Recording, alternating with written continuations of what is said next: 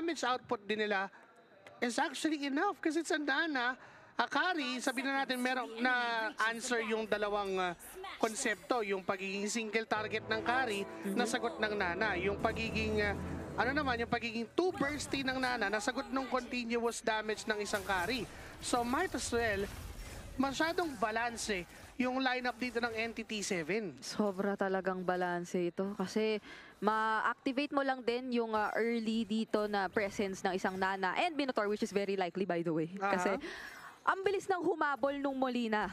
So kapag ka talagang kayo yung naunahan ng pokes or bawas ay mas mapapaganda yon for NTT7 given that they have the Bane jungle which is very eager to look for objectives kasi yun yung nature naman ng isang Bane. So fortunately for Kinaudil, maganda pa rin din yung naging pagkakasayaw nila doon sa mid lane natin at sila pa ngayon nakauna ng poke. So visibly, maganda yung control and yung pag-angat ni Sorn sa mapa as compared to NTT7. Mas maganda yung ginagawa niya at mas nakukuha ng Homeboys yung sabihin na nating fruits of the labor ni Sorn. Yan. Diba? Ngayon ay space na bibigay para kay Chibi and the rest of the gang.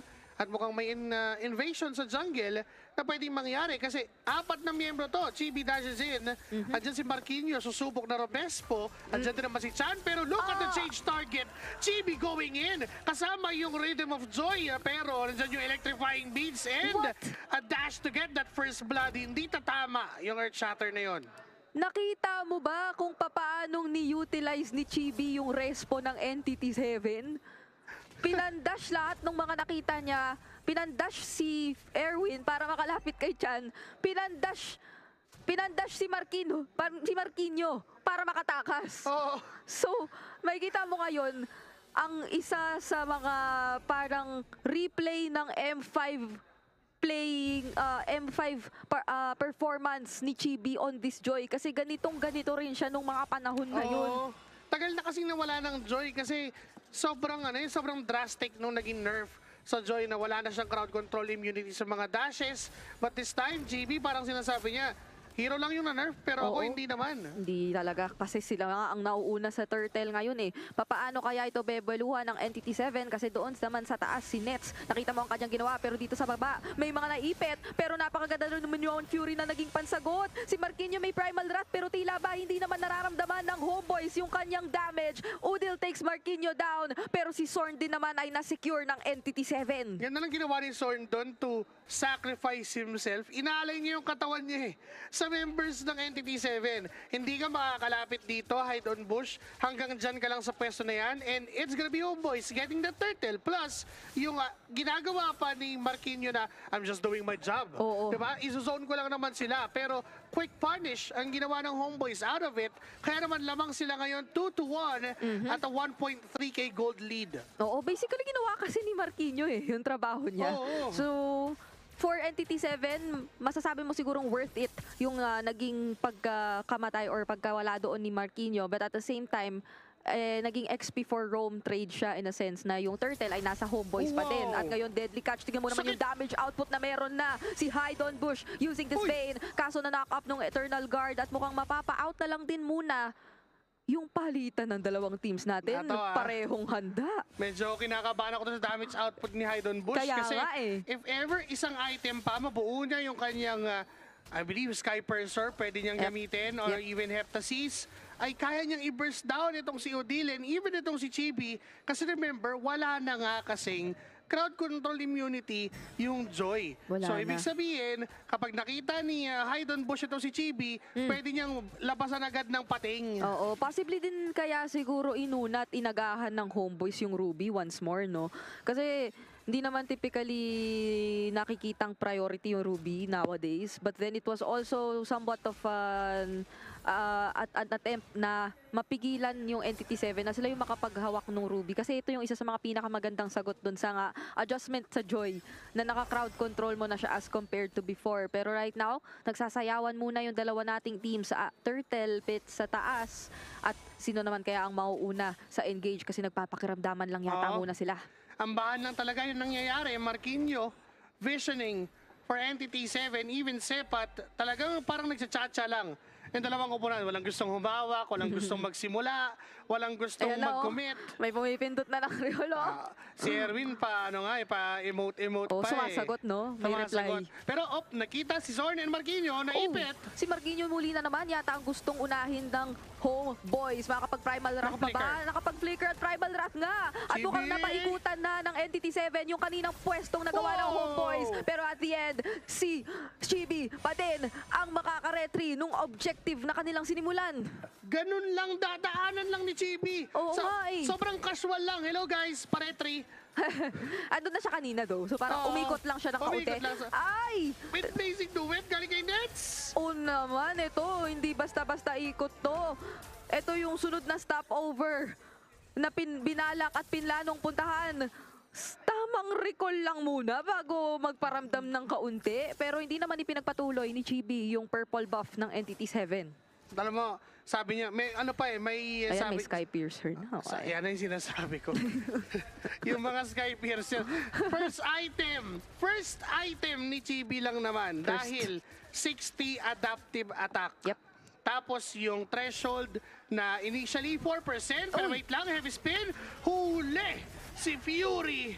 At itong si Udil ang may kasalanan sa krimen, pero Haydon Bush still low on HP, half HP rather, at si Chibi mukhang may ipit Matapang na si Chibi ngayon eh. Sabi niya, nagawa ko na kanina yung may mga nagamit akong players ng NTT7 para maka-out. So, pwede ko lang din naman ulitin yun kapag ka naipit nila ako, knowing na wala masyadong crowd control skills na magiging available din para pigilan siya. Pero maagap din naman yung naging pagkaka-out doon ni Chibi. Ngayon siya nag-aabang lamang dito sa bandang ibaba. Sepat though, may naayam offended doon. Binagsakan din nila yung deal ng skills na kinakailangan munang magpa-uwi kay Erwin.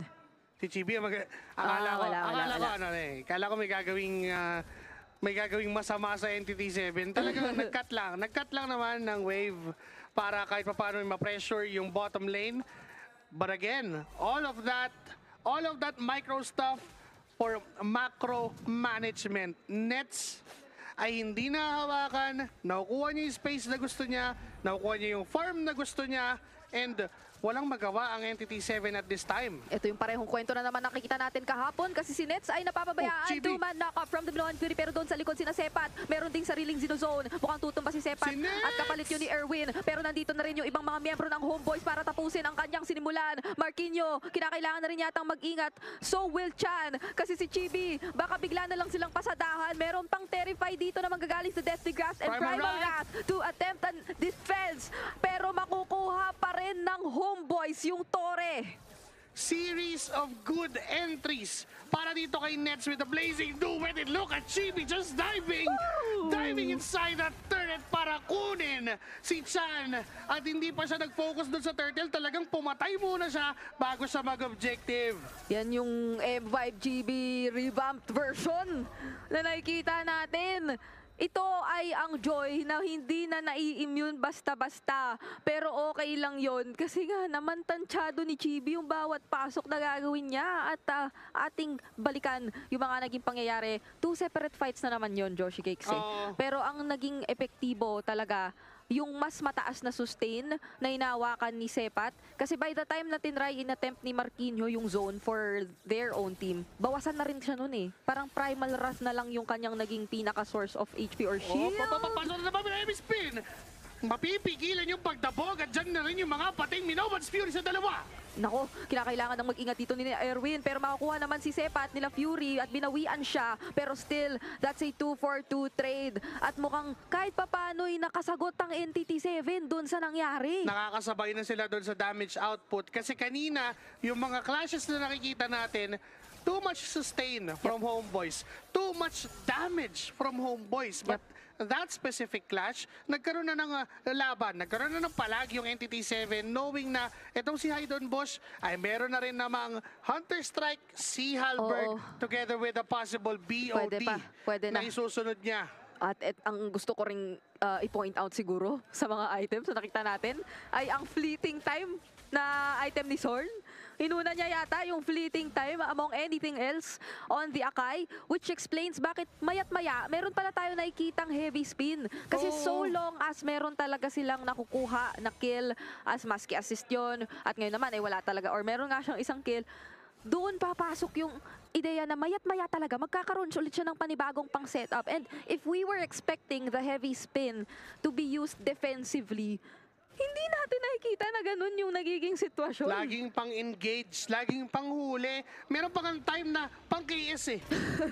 Di ba? Meron. Di ba nakita niyo kanina yung pumasok si Zorn, tapos yung sobrang low HP na yung members from Entity 7, pang-KS pa kanya yung heavy spin. Why? Kasi yung fleeting time ngayon, hindi na magic damage.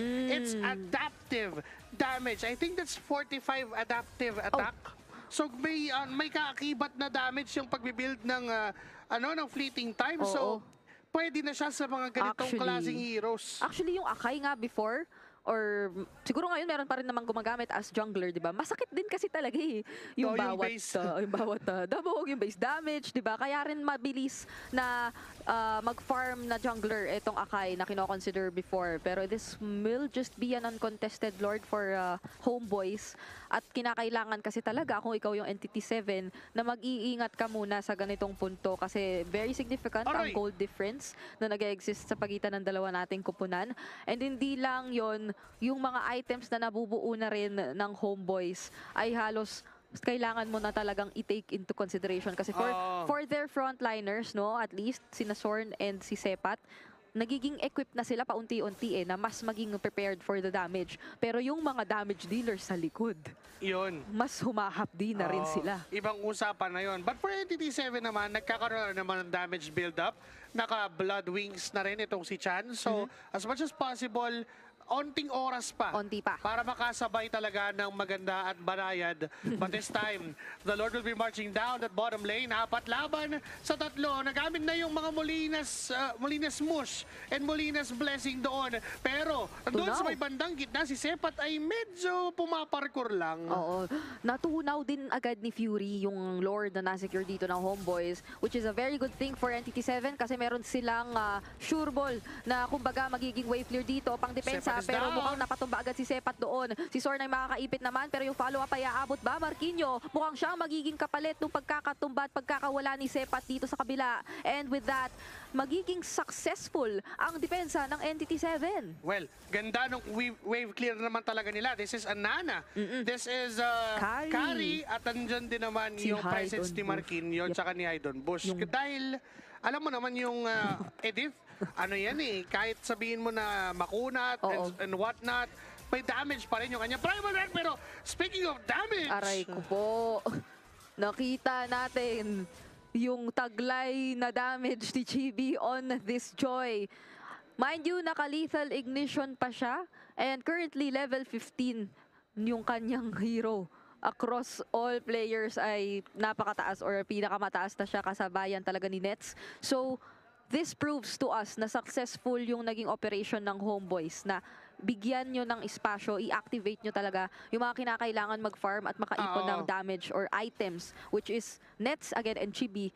Hindi pa nga natin sobrang nakita na literal si Nets yung nakaka-blazing duet talaga at magpa-participate sa mga laban. Very cautious naman ang Homeboys regardless of this situation. Pero cautious ba ito para sa Entity 7? Kasi mukhang si Marquinho ay nababasa na naman. Pero deadly catch, napakasakit. Si Sepat ay nawala. Kaso si Chibi nagkaroon lang ng access sa bandang likuran. Kaso natunaw na rin siya. Primal Wrath, napakarami na rin balang damage na tinataglay ng Entity 7. At mapipilitan muna silang mag-out. That's a 2-for-1 trade. Napakasakit na rin nung Kari na magmumula sa Entity 7 and not just that. Pati itong si Marquinho, sinalo lahat ni Chibi yung damage na yon. Remember, we are telling just about before that happened na may damage output na. Na nandun at nararamdaman na ng Homeboys kahit papano yung nabibuild na items ng Entity 7. And they really have to be careful with that kasi ang nature ng isang Joy to be efficient enough, doon siya sa backlane pupunta. Pero paano mo gagawin yon kung yung backlanes ay protektado ng mga members ng Entity 7? At bukod sa protektado ay well-farmed na rin. Naipon na yung kinakailangang items. And kung babalikan natin before, Kari is probably one of the worst marksmen in the late game to fight against if you are a Joy. Kasi siya talaga yung merong automatic na ibabato sa yung magkakasunod consecutive na mga shuriken. Sumasayaw ka lang, di mo namamalayan, tunaw na pala buhay mo. Ikaw sumasayaw, tinatayuan ka lang ng Kari. Kumbaga parang pumapalakpak pa nga nga yan kasi pag ganun-ganun yung bigay niya. Oo, ganun talaga yung kanyang mga nagiging bato ng shuriken. So si Fury ngayon, sinasabi niya siguro sa team niya, okay guys, kalma na muna tayo ulit kasi may pag-asa na talaga tayo. Ito na yung oras natin eh. Pero may blood wings na rin naman si Chibi though. Andiyan naman si Zorn, medyo naging, parang nauna lang ng sobra si Zorn. Oo. Sobrang tagal nung ipit niya, tagal nung Malayo-layo respo, pa. malayo. Diba? And Entity 7 really capitalized on that. But Hydon Bush, sumusubok siyang sumilip, but unfortunately, hindi niya Aray ko. kakayanin. At masakit yung isang crab cannon. Oo, yung crab claw cannon. Crab claw cannon. Nag-bounce lang yun kay Nets ha, pero nakita nyo ba, halos 60% siguro nung HP niya, yung natanggal with just that single skill coming in from Erwin. And looking at the items, ay maipapaliwanag naman pala sa atin kung bakit ganyan na rin siya kasakit. Pero wala pa nga yung Sky Piercer dyan eh, kung kukuha man siya or yung panghuling item niya, malay mo, Malefic Roar. O di kaya naman ay parang dagdag survivability na rin. Kasi Immortality. kung babalikan mo yung kaninang naging attempt ni Chibi, mang-dive sa likod, super sakit na nung deadly catch. Tas yun yung parang naging pampigil. Yun yung pinakaunang weapon of defense. Yep. Ng side ng Entity 7. But here comes the Eternal Guard. Susubok na rin doon si GP sa likuran and it's Fury na unang mawawala. Hindi yata yun yung pinakaunang gusto mong mawala if you were Entity 7 as nagkaroon na ng access sa base ang Homeboys at mukhang tatapusin na nga nila. Game number 1 goes to Homeboys. Sa isang iglap, nung oras na nakakabawi na ang Entity 7, nung oras na nararamdaman na